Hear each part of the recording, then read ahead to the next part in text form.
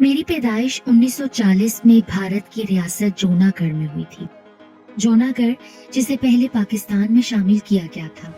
बाज वजूहात की बिना पर जूनागढ़ पाकिस्तान में शामिल ना हो सका। फिर हम वहां से हिजरत करके 1950 में कराची की एक नवाही बस्ती में आ गए और यहीं आकर बस गए। मेरे वालिद भटियारे का काम करते थे, यानी खाना पकाने का, जिन्हें नाई भी कहा जाता है।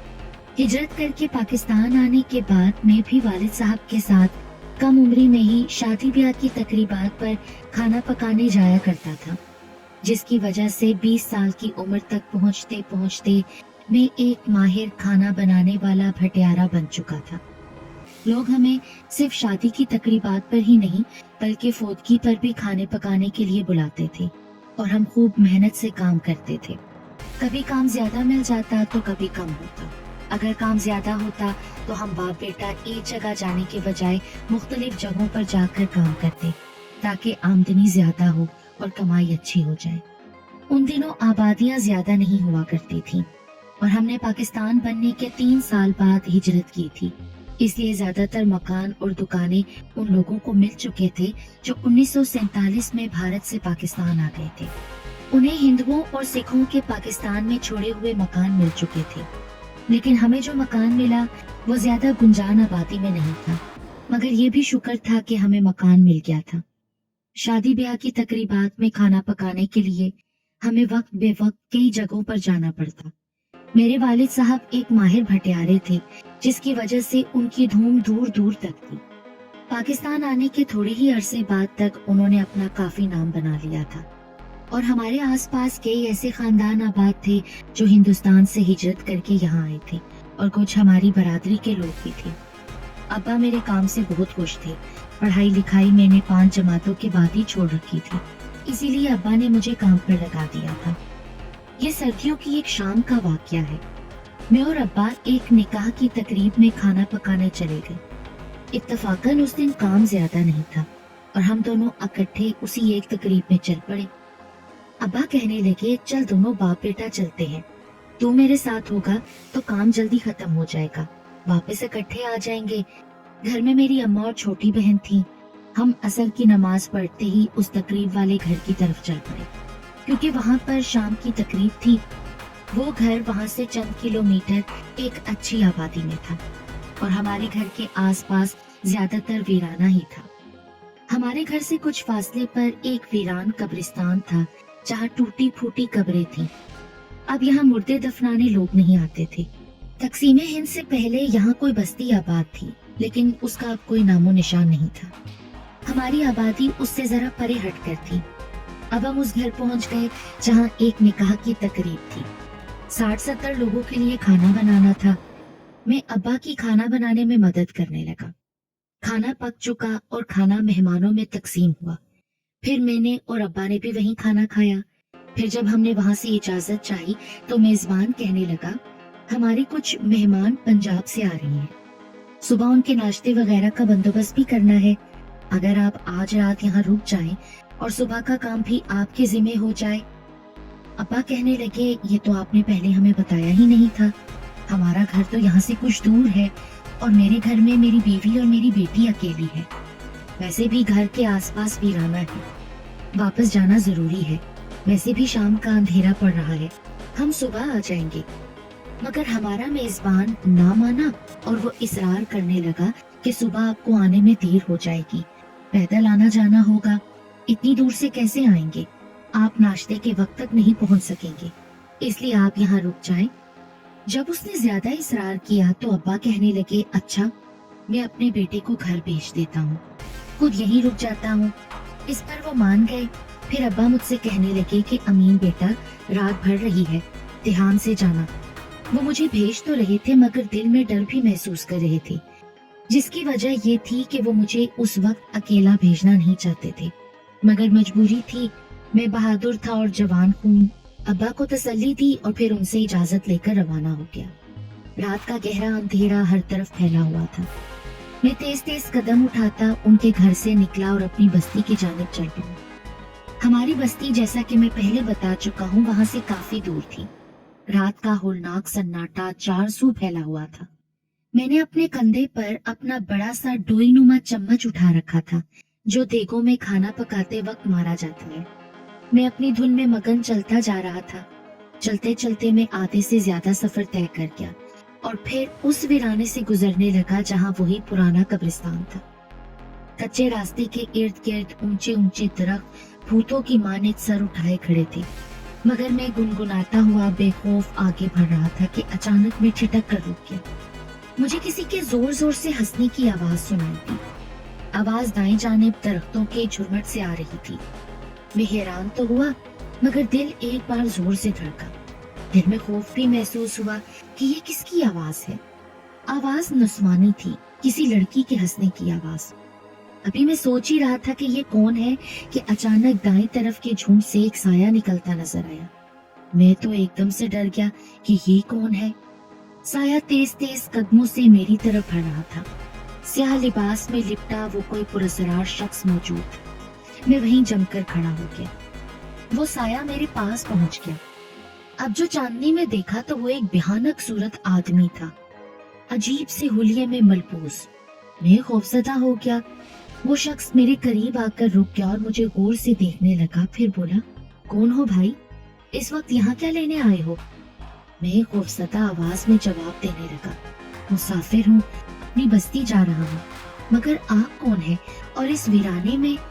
اس نے میرے سوال کو نظر انداز کرتے ہوئے میرے کندھے پر دیگ میں چلانے والا ڈوئی نما گرچا دیکھ کر پوچھا، کیا کام کرتے ہو تم؟ میں نے جواب دیا، نائی ہوں جناب، بھٹیارا۔ اوہ اچھا، مطلب کھانا پکانے والے؟ جی ہاں، ہم جدی پشتی نائی ہے، کھانا پکانے کا کام کرتے ہیں۔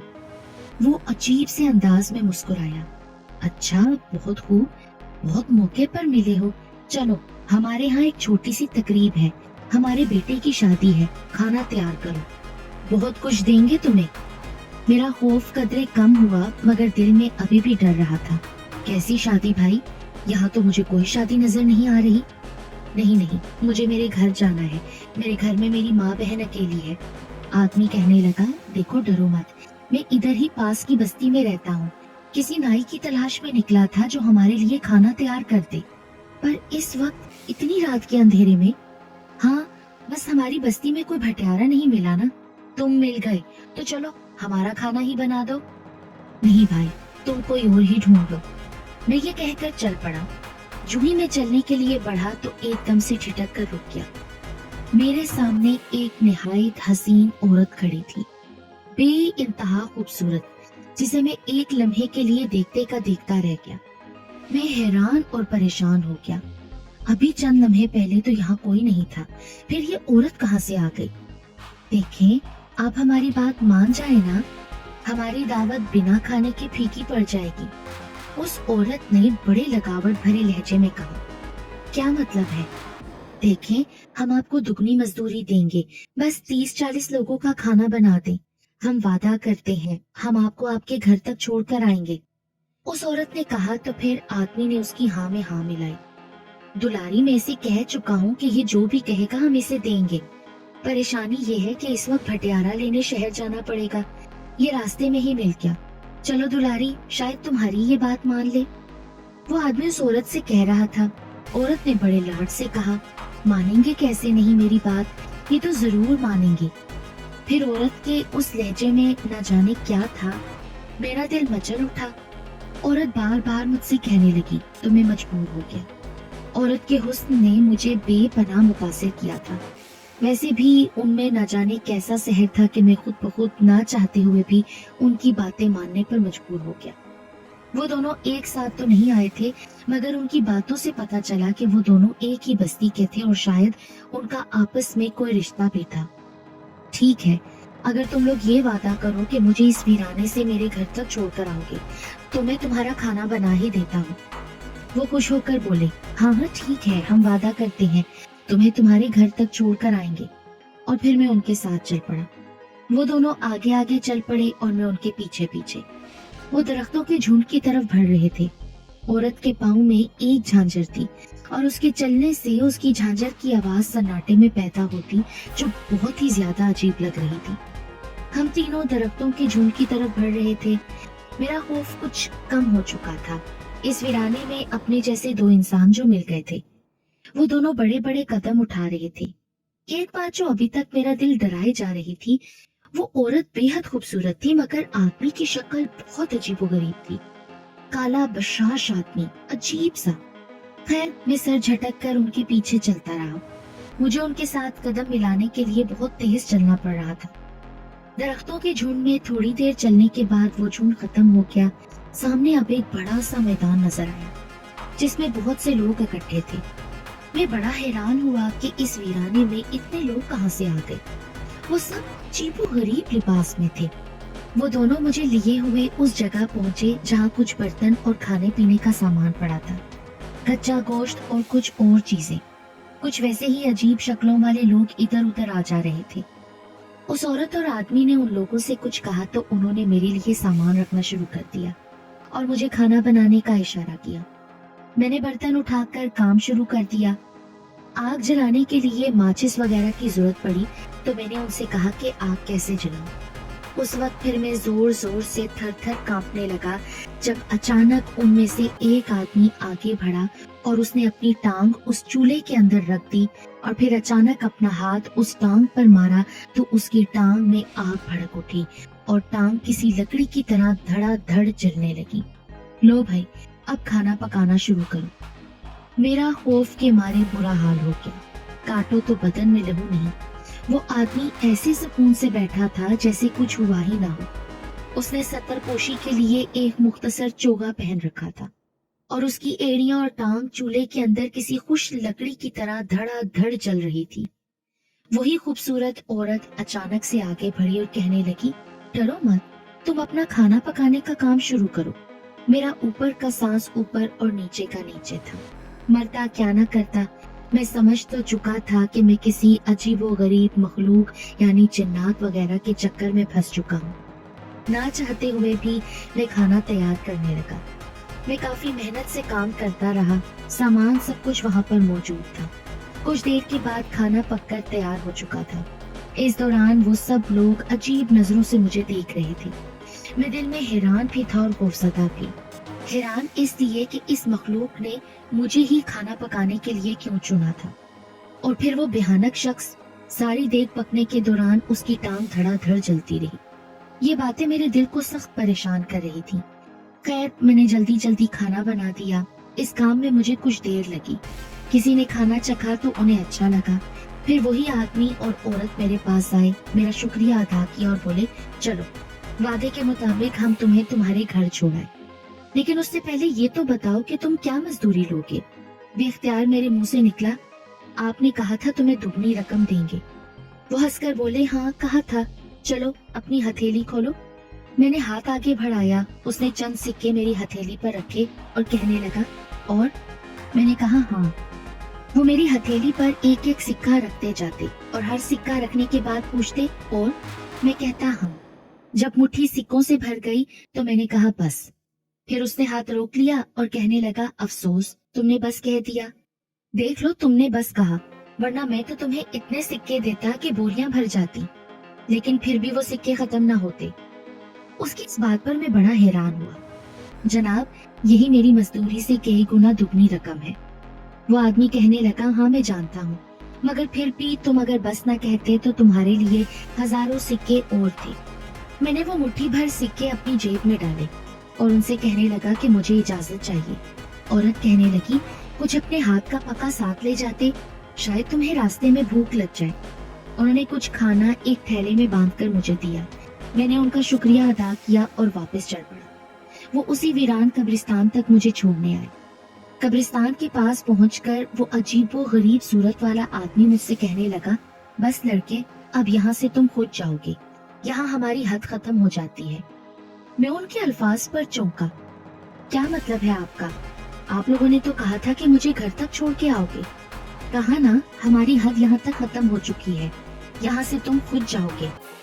इतना कहने के बाद बगैर मेरी बात सुने वो लोग वापस मुड़ गए। कब्रिस्तान के बीचों बीच वाले वापसी के रास्ते पर वो अचानक गायब हो गए।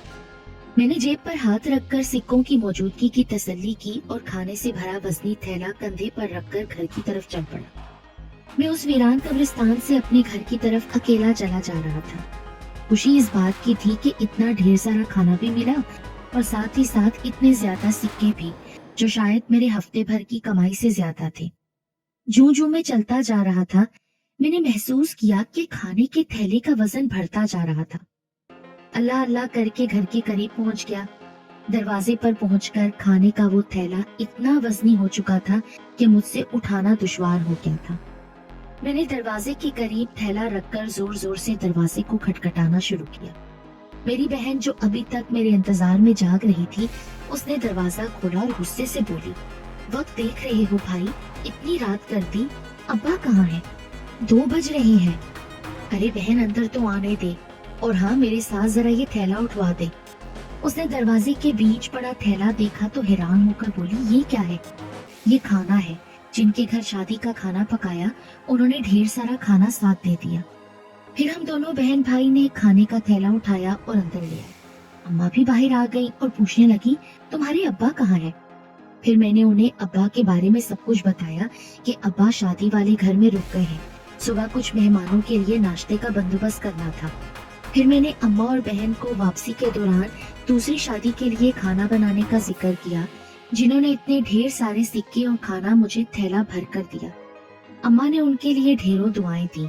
मैं अपने कमरे में चल दिया और बहन से कहने लगा कि इस थैले से खाना निकालकर मुझे भी दे और खुद भी खा। मैं अभी कमरे में पहुंचा ही था कि मुझे बहन की चीखें सुनाई थी। मैं फौरन वापस भागा तो देखा मेरी बहन खौफजदा अंदाज में खड़ी थी और सामने थैला उल्टा पड़ा था और उस थैले के बाहर गलाज़त का ढेर लगा हुआ था। ये क्या हुआ छोटी? भाई, जब मैंने थैला खोला तो इसमें से गंद ही गंद था। ये गलाज़त भरी है। मैं खुद बड़ा हैरान हुआ। मैं खुद चश्मदीद गवाह था कि उन्होंने मेरे सामने उस थैले में मेरा पका हुआ खाना भरकर मुझे दिया था, तो फिर ये गलाज़त का ढेर कैसे बन गया? खैर, जो कुछ हुआ, मुझे उस पर सख्त हैरानी थी। मेरी अम्मा मुझसे पूछने लगी, वो लोग कौन थे? मैंने बताया, अम्मा, लोग तो अच्छे थे, मगर उनके मर्द बहुत ही भयानक शक्लों वाले थे। और फिर मैंने अम्मा को उस शख्स के बारे में भी बताया जिसकी टांग जलती हुई लकड़ी का काम कर रही थी।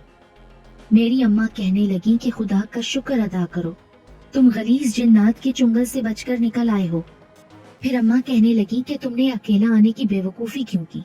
मैंने बताया कि अब्बा जिद करने लगे थे। बहरहाल अम्मा ने मुझ पर दम किया ताकि अगर उन गलीज शरीर जिन्नात का मुझ पर कुछ असर हो तो वो जाहिर हो जाए। फिर मैं बेफिक्री की नींद सो गया। सुबह उठा, नाश्ता करने के बाद मेरे दिल में उस रात वाले वाक़े का ख्याल आया। मैंने जेब में हाथ डालकर सिक्के बाहर निकाले और ये देखकर मैं हैरान रह गया कि सारे के सारे सिक्के पत्थर के गोल टुकड़ों में तब्दील हो चुके थे। मैं गम से रोने लगा। मैंने अम्मा को सारी बात बताई तो अम्मा कहने लगी, अरे पगले, अल्लाह का शुक्र अदा कर, तेरी जान बच गई। वो गलीज और शरीर जिन्नात थे। यकीनन उस कब्रिस्तान के पास उनका कोई कबीला आबाद होगा। उन्होंने रात तेरे साथ शरारत की है। ये तो अल्लाह का शुक्र अदा कर कि उन्होंने तेरी जान नहीं ली। इसीलिए तुझे मना किया था कि रात के वक्त वीरानों में इस तरह अकेले सफर नहीं करते। उस वाक़ये के बाद मैंने अम्मा की नसीहत को अपने पल्ले से बांध लिया और उसके बाद फिर कभी भी अकेला वीरानों से रात के वक्त नहीं गुजरा।